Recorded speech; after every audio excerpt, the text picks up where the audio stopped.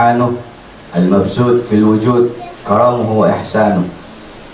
اللهم صل وسلم وبارك وكرم وعظم على نور الأنوار وسر الأسرار وترياك الأخيار ومفتاح باب اليسر سيدنا ومولانا محمد المختار وآله الأطهار وأصحابه الأخيار عدد نعم الله وإفضاله. أما بعد.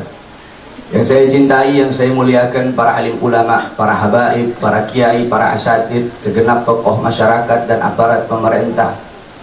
Wabil khusus guru kita Da'i ilallah, Sahibul Bait, Sahibul Hajat, Kiai Haji Fakhruddin Al-Bantani. Semoga Allah Subhanahu wa taala panjangkan umur beliau, Allah sehatkan ruh dan jasmani beliau beserta seluruh para alim ulama. Hadirin hadirat, bapak-bapak, ibu-ibu, pemuda-pemudi umat baginda Nabi besar Muhammad, pecinta-pecinta Al-Imam Al-Habib Abdullah ibn Ali Al-Haddad. Alhamdulillah, segala puji dan syukur kehadirat Allah Subhanahu wa taala, karena pada kesempatan yang mulia ini, di waktu yang mulia ini, Allah Subhanahu wa taala memberikan kepada kita nikmat. Allah Subhanahu wa taala berikan kepada kita hidayah sehingga kita bisa berkumpul duduk di majlis yang mulia ini, menggunakan waktu kita yang masih ada dengan memperbanyak ibadah kepada Allah, dengan membasahi lidah kita dengan berzikir, dengan berkumpul dengan para ulama, berkumpul dengan orang-orang soleh. Kita duduk di majlis yang mulia ini, berkumpul dengan para ulama, berkumpul dengan orang-orang soleh. Ini adalah satu karunia yang besar. Ini adalah satu nikmat yang agung dari Allah Subhanahu wa ta'ala. Saudara-saudara sekalian yang dimuliakan oleh Allah Subhanahu wa ta'ala, kita memiliki waktu kita gunakan dengan sebaik-baiknya. Bagaimana para ulama, para aslafun as-salih, bagaimana mereka menghidupkan waktu mereka, bagaimana mereka tidak menyia-nyiakan waktu mereka dengan urusan-urusan yang tidak bermanfaat. Karena mereka tahu waktu mereka kemarin yang telah berlalu bukan milik mereka, dan waktu yang akan datang bukan milik mereka. Waktu mereka apa? Ya sekarang ini waktunya mereka. Mereka tidak tidak panjang angan-angannya mereka, besok saya bakal hidup, tidak seperti itu. Sayyidina Ali radhiyallahu anhu, beliau ditanya, "Ya Imam Ali, kenapa engkau begitu khusyuk dalam beribadah kepada Allah? Kenapa kau begitu khusyuk dalam salat?" Apa kata beliau? "Karena aku selalu menganggap salatku ini adalah salat yang terakhir. Aku tidak berharap besok aku masih hidup, tidak. Aku menganggap ini adalah salatku yang terakhir." Bagaimana mereka menggunakan waktu mereka? Al-Imam Al-Habib Abdullah bin Husain bin Tahir, beliau pengarang qasidah Ya Arhamar Rahimin. Beliau pernah satu waktu dikasih jam tangan oleh muhibbin, oleh pecinta beliau. Ketika beliau dikasih jam tangan, kemudian sudah beberapa saat kemudian datang lagi di muhibbin berkata, "Habib, jam tangan yang dulu saya kasih mana?" "Oh ada." Ketika dilihat, "Loh Habib, ini kok jam tangannya mati?" "Iya, saya tidak tahu bagaimana cara menghidupkannya." Dilihat sama muhibbin itu, sama yang ngasih jam tangan, "Oh Habib, ini Habib harus ganti baterainya." Apa jawab beliau? Apa jawab seorang manusia yang tidak pernah menyia-nyiakan waktunya? "Aku tidak punya waktu untuk mengganti baterai jam tangan." Waktu beliau gunakan untuk beribadah kepada Allah Subhanahu wa taala. Bahkan untuk mengganti baterai jam tangan beliau tidak punya waktu, saudara-saudara.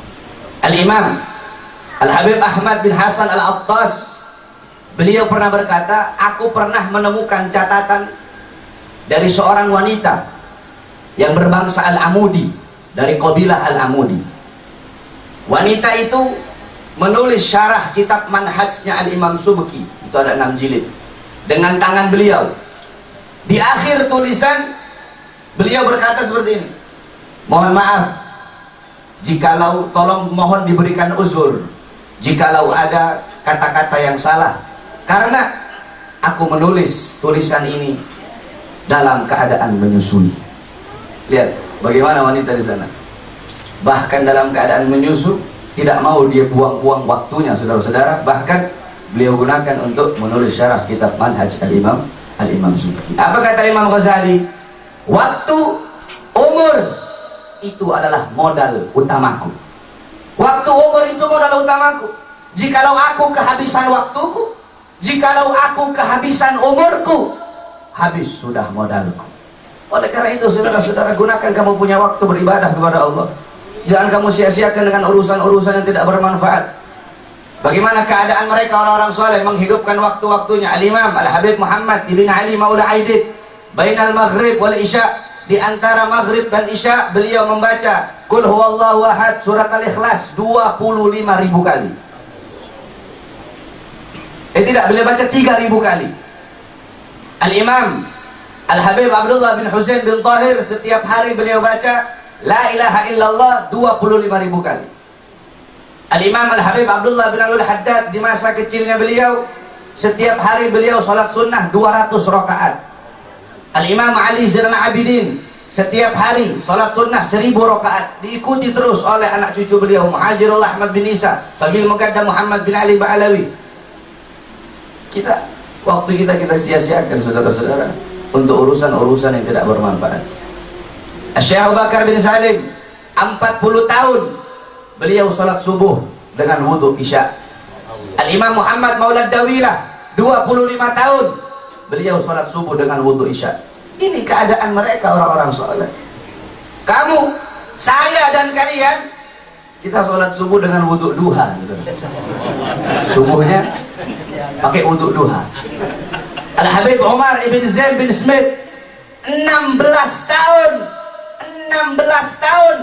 tidak pernah meletakkan punggungnya di satu benda apapun.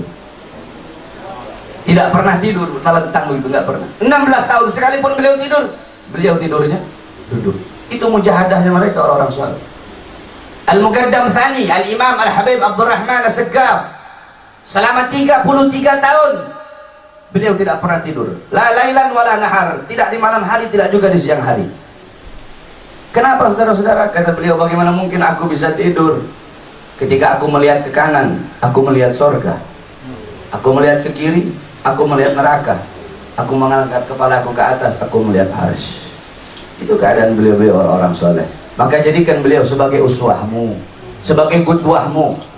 Al-Habib Abdullah bin Husain bin Tahir, beliau membaca bainal maghrib wal isya ribuan surat Al-Ikhlas. Engkau tidak bisa, kamu baca 100 rakaat, 100 surat Al-Ikhlas. Minum kamu dari telaga mereka, ambil amalan-amalan mereka. Dengan kamu mengikuti mereka, bisa saja Allah mencintaimu sebagaimana Allah mencintai mereka. Apa-apa yang Allah berikan kepada mereka, Allah berikan kepadamu dengan kamu mengikuti dan mencintai mereka. Si fulan, Allah kasih keramat, kamu ikut beliau, kamu cinta beliau, bisa juga kamu Allah kasih keramat. Allah kasih mereka ilmu laduni, bisa juga kamu Allah kasih ilmu laduni. Allah kasih mereka ilmu wahbi, bisa juga kamu Allah kasih ilmu wahbi. Di Sulawesi kami punya guru Al-Habib Idrus bin Salim Al-Jufri, guru tua pesantren Al-Khairat. Saya 12 tahun mondok di sana. Itu beliau, ini zaman dulu beliau itu punya satu murid namanya Haji Abdul Rahim. Ini muridnya taat nurut sama Habib Idrus. Sampai-sampai saudara-saudara, itu Al-Khairat dulu kan bangunannya dari kayu semua, tapi tingkat. Itu Habib Idrus kantornya di bawah, ini Haji Abdul Rahim di atas. Kalau Habib Idrus panggil Rahim, dia loncat, nggak mau lewat tangga. Kenapa? Nggak mau buat Habib Idrus nunggu kelamaan. Dia loncat dari atas, langsung loncat ke bawah, pas di depan kantor. Nah, itu saudara-saudara, pernah satu waktu beliau Habib Idrus dan muridnya ini berlayar di kapal. Ketika berlayar, tiba-tiba di tengah laut lepas, itu imamah sorban Habib Idrus jatuh. Sorban Habib Idrus jatuh ke laut. Beliau tidak pakai disuruh, beliau langsung loncat ke laut, ambil sorbannya Habib Idrus. Ketika beliau loncat ambil sorbannya Habib Idrus, naik lagi ke kapal, orang satu kapal semua melihat beliau. Kenapa saudara-saudara? Tidak ada satu titik pun basah. Ternyata dia jalan di atas laut. Kenapa dia dapat karamah? Karena mengikuti sahibul karamah. Siapa? Habib Idrus bin Salim Al-Jufri. Ini Habib Idrus bin Salim Al-Jufri dulu pernah waktu beliau masukkan Islam Raja Bola Mangondo. Di Sulawesi Utara itu ada namanya daerah Boltim, Bola Mangondo. Itu rajanya dulu ketika Habib Idrus memasukkan Islam, itu rajanya suka sabung ayam. Ini salah satu dari karamah beliau. Itu rajanya suka sabung ayam. Ayamnya itu nggak ada yang bisa ngalahkan satu Sulawesi. Kata ini raja apa? Itu guru tua Habib Idrus. Kalau dia bisa kalahkan saya punya ayam, saya bakal ikut dia masuk Islam. Saya bakal masuk agama dia. Habib Idrus datang tuh bawa ayam apa? Bawa ayam negeri. Habib Idrus bawa ayam negeri. Ini ayamnya raja ini, nggak ada yang bisa ngalahin satu Sulawesi. Habib Idrus bawa ayam negeri. Kata Raja Habib, kamu mau ngeledek saya? Ini ayam saya yang jago-jago, ayam jago-jago di sini nggak bisa kalahkan kok kamu bawa ayam negeri. Udah ayam negeri perempuan lagi ayam negeri. Kata Ibnu, coba tes saja. Dilempar itu ayam, saudara-saudara, subhanallah, kalah itu ayam raja. Akhirnya apa? Beliau masuk Islam. Itu salah satu dari karamah. Nah, murid beliau mendapatkan karamah. Kenapa? Karena mengikuti beliau. Apa-apa yang Allah berikan kepada beliau bisa jadi Allah Subhanahu wa taala berikan kepadamu. Oleh karena itu, saudara-saudara sekalian yang dimuliakan oleh Allah Subhanahu wa taala, ikuti beliau. Jadikan beliau sebagai teladanmu, sebagai pedomanmu, sebagai uswahmu, sebagai qudwahmu. Apalagi kita berkumpul di sini dalam haul Al-Imam Al-Habib Abdullah Ibn Alwi Al-Haddad. Haul itu punya 3 arti, saudara-saudara.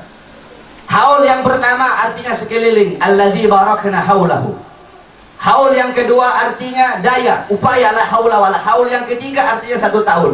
Haul itu hanya untuk orang soleh. Tidak ada haul orang mati mabuk dihaulin, tidak ada itu.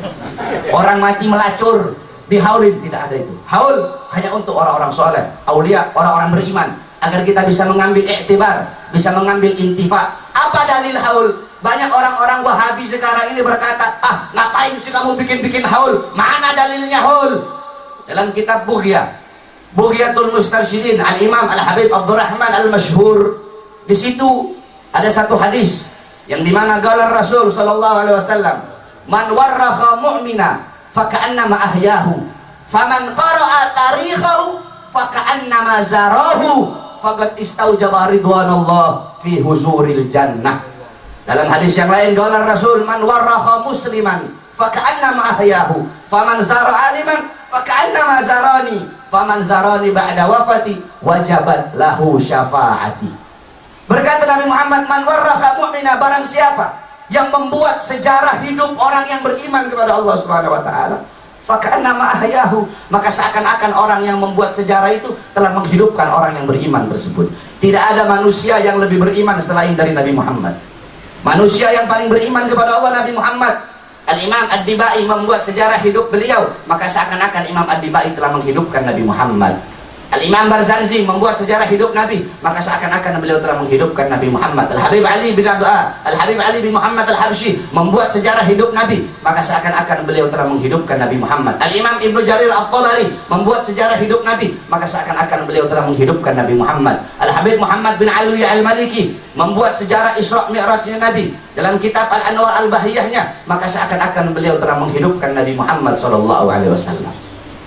Engkau membuat sejarahnya Imam Habib Abdullah bin Alwi Al-Haddad, membuat manakibnya, maka seakan-akan kau telah menghidupkan Imam Habib Abdullah bin Alwi Al-Haddad. Faman qara'a tarikhahu, dan barang siapa yang membaca sejarah hidup orang-orang yang mukmin tersebut, membaca sejarah hidup orang-orang yang beriman, faka'annama zarahu, maka seakan-akan engkau telah berziarah, seakan-akan engkau telah berkunjung kepada orang yang beriman tersebut. Ente baca kitab Ghayatul Qasad wal Murad, maka seakan-akan ente telah berziarah kepada Imam Al-Habib Abdullah bin Alwi Al-Haddad. Maka Allah akan anugerahkan dengan dimasukkan ke dalam surganya Allah Subhanahu wa taala. Loh, kan Habib Abdullah Haddad udah meninggal, Al-Imam Ghazali udah meninggal, Asy-Syabil Hasan Syadzili udah meninggal, Habib Ali bin Muhammad Habsyi udah meninggal. Ngapain kita mau ngapain kita mau kholid, ngapain kita mau ambil pelajaran dari mereka? Al-Imam Abdullah bin Mubarak qal yahtajul insan ila ziyaratin man yubkih wa idza lam yajidhu fil ahya ittala'a ala suratihi fil amwat. Al-Imam Abdullah bin Mubarak beliau berkata, yahtajul insan, butuh, kita manusia ini butuh. Saya butuh, kamu butuh. Butuh ambillah dari mereka orang-orang yang sudah meninggal. Bukankah Nabi Muhammad mendapatkan pelajaran dari para nabi-nabi terdahulu? Bukankah Al-Qur'an berisi tentang sejarah orang-orang yang telah meninggal, saudara-saudara, yakni para nabi, Nabi Allah Ibrahim, Nabi Allah Musa, Nabi Fulan, Nabi Fulan, Nabi Fulan. Oleh karena itu kita butuh untuk mengingat bagaimana sejarah mereka, orang-orang soleh, para aulia, para ulama, para fuqaha, para hukama. Kita duduk di sini mengenang Habib Abdullah bin Alwi Al-Haddad. Habib Abdullah bin Alwi Al-Haddad adalah orang yang hidup selama-lamanya. Famal hayat illa li ahlil ilm. Tidak ada kehidupan kecuali kehidupan hanya miliknya orang-orang yang alim. Al-alim hayatuhu abada. Orang yang alim hidupnya abadi selama-lamanya. Habib Abdullah bin Abdul Haddad telah meninggal ratusan tahun yang lalu. Sampai detik ini, demi Allah, tidak ada satupun orang di muka bumi yang dalam tiap jam yang tidak pernah menyebut nama Imam Habib Abdullah bin Abdul Haddad. Beda dengan orang-orang lain. Orang-orang yang lain hanya masyhur sesaat bagaikan debu yang bertebaran. Dia cuma numpang lewat. Ulama, orang soleh, tidak. Jasadnya terkubur, jasadnya hancur. Andaikan saudara-saudara, namanya terpampang di batu nisan, tapi mereka akan selalu hidup selama-lamanya. Habib Abdullah bin Abdul Haddad meninggal ratusan tahun yang lalu, tapi beliau hidup dalam Ratibul Haddadnya, hidup dalam Wirdul Latifnya, hidup dalam Nasahihud Diniyahnya, hidup dalam Risalatul Mu'awanahnya. Al-Imam Ghazali meninggal ratusan tahun, ribuan tahun yang lalu, tetapi beliau hidup di dalam Niyarul Ilimnya, hidup dalam Bidayatul Hidayahnya, dalam Minhajul Abidinnya, di dalam Ihya Ulumuddinnya. Syekh Abil Hasan Asyadili meninggal ratusan tahun yang lalu, tapi beliau hidup dalam Mafakhirul Aliyahnya, hidup dalam Hizbul Bahar, Hizbun Nasarnya. Pasti mati. Segala sesuatu yang baru pasti usang. Semua orang tua pasti binasa, pasti hancur. Ana mayitatun, aku nantinya mati, aku nantinya jadi mayat. Fadikribak, tetapi mengenangku akan abadi sepanjang zaman. Kenapa? Faqad taraktu khaira, karena aku telah meninggalkan kebaikan. Siapa kebaikan yang aku tinggalkan? Nabi Muhammad. Wa waladtu tuhra, aku telah melahirkan anak yang suci. Siapa? Nabi Muhammad. Sehingga setiap orang yang mengenang Nabi, ente mengenang Nabi, Nabi Muhammad tidak bisa dilepaskan dari ibu beliau Sayyidatuna Aminah. Tetapi sayang, orang-orang sekarang, banyak orang-orang mengatakan apa? Golongan-golongan yang paling sok pinter mengatakan apa? Ayahnya Nabi, ibunya Nabi finnar, bapak ibunya Nabi dalam neraka. Ini orang sok pinter, ini orang-orang tidak punya adab, tidak punya akhlak kepada Nabi Muhammad SAW. Saudara-saudara, Abdullah ibn Zubair pernah meminum darah Nabi Muhammad SAW. Diharamkan baginya untuk masuk neraka, dijamin surganya oleh Nabi Muhammad SAW. Banyak lagi para sahabat-sahabat yang pernah meminum darah Nabi Muhammad SAW, dijamin mereka tidak akan disentuh oleh api neraka. Itu para sahabat meminum darah Nabi, dijamin masuk surga. Ukasyah mencium perut Nabi, dijamin masuk surga, tidak akan tersentuh oleh api neraka. Bagaimana mungkin ya darah dagingnya Nabi, yang dimana Nabi Muhammad darah dagingnya, bagaimana mungkin akan disentuh oleh api neraka, saudara-saudara? Kalau ibunya Nabi masuk neraka, neraka tidak akan bisa menyentuh tubuh suci daripada Sayyidatuna Aminah. Kalau neraka tidak bisa menyentuh tubuh beliau, sia-sia Allah ciptakan neraka. Sedangkan Maha Suci Allah, Allah tidak akan menciptakan sesuatu yang sia-sia, saudara-saudara.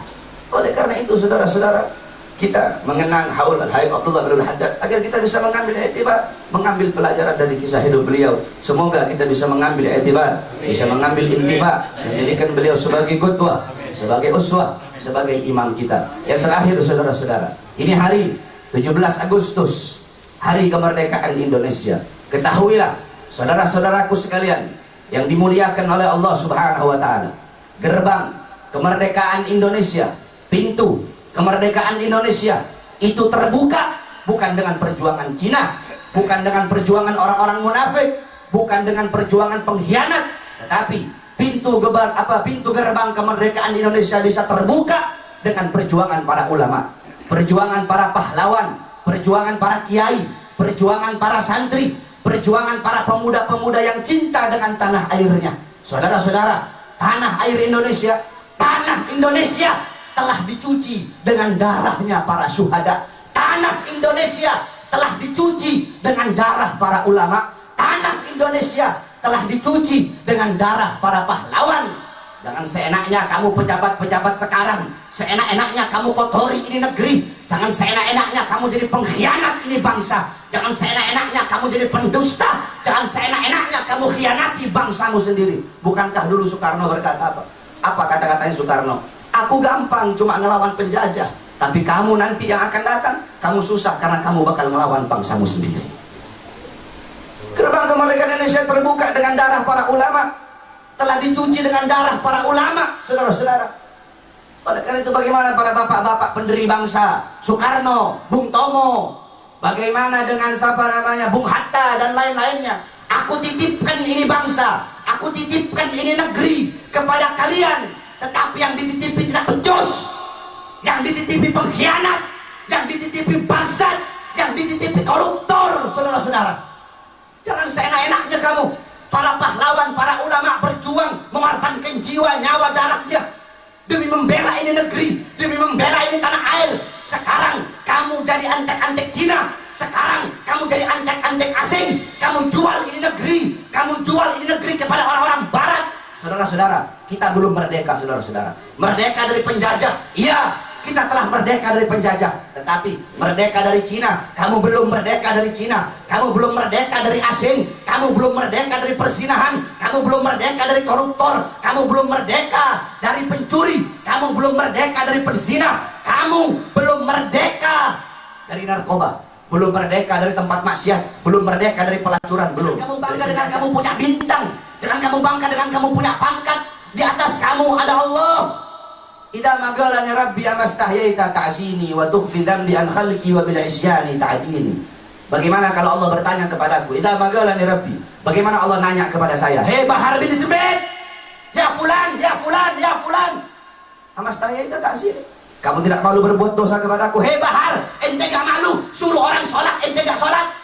Hei Bahar, ente gak malu suruh orang jangan zina, ente zina? Hei Bahar, ente gak malu gaulin bila amalin, ente berkata sesuatu yang tidak ente amalkan, ente melarang sesuatu yang ente lakukan? Hei fulan, hei pejabat, hei. Allah tanya satu persatu, saudara-saudara. Amas saya terkasih. Batu fidam bi an khalqi, kamu tutupi dosa-dosamu di hadapan makhluk. Kamu tutupi dosa-dosamu di hadapan manusia. Mau korupsi diam-diam, mau ini diam-diam. Wabil isyani ta'atini. Sedangkan dengan dosa-dosa itu nanti kau akan berhadapan denganku, kata Allah. Takutlah kepada Allah Subhanahu wa ta'ala. Semoga negeri kita tercinta ini merdeka dari seluruh perkara-perkara yang memutuskan hubungan kita dengan Allah Subhanahu wa ta'ala. Semoga ini pondok menjadi pondok yang bermanfaat. Ini pondok menjadi pondok yang bermanfaat. Ini pondok menjadi pondok yang bisa memberikan manfaat, memberikan pelajaran-pelajaran salaf kepada kita semua, memberikan kebaikan kepada kita semua-semua. Karena sesuatu yang didasari, sesuatu yang diawali dengan keikhlasan, kesananya akan masyhur sendiri, saudara-saudara. Kami punya guru Al-Habib Hasan bin Ahmad Baharun. Dulu beliau awal-awal dakwah itu beliau saudara-saudara bawa foto. Jadi beliau dakwah itu tidak mau begini. Beliau Habib Hasan bin Ahmad Baharun dakwah ke sana, dakwah ke mana-mana. Beliau tidak berharap, oh nanti ini bakal dikasih amplop saya. Tidak seperti itu. Habib Hasan bin Ahmad Baharun dakwah, beliau ya, saya dakwah modal, saya punya modal. Saya dakwah modal. Sampai-sampai beliau rela jadi tukang foto keliling. Nanti ini, oh ente mau bikin acara ya, beliau yang kasih. Itu ya Hasan bin Ahmad Baharun. Dengan modal keikhlasan beliau sampai sekarang alhamdulillah seluruh Indonesia di mana-mana tersebar murid-murid beliau. Al-Habib Idrus bin Salim Al-Jufri diawali dengan keikhlasan.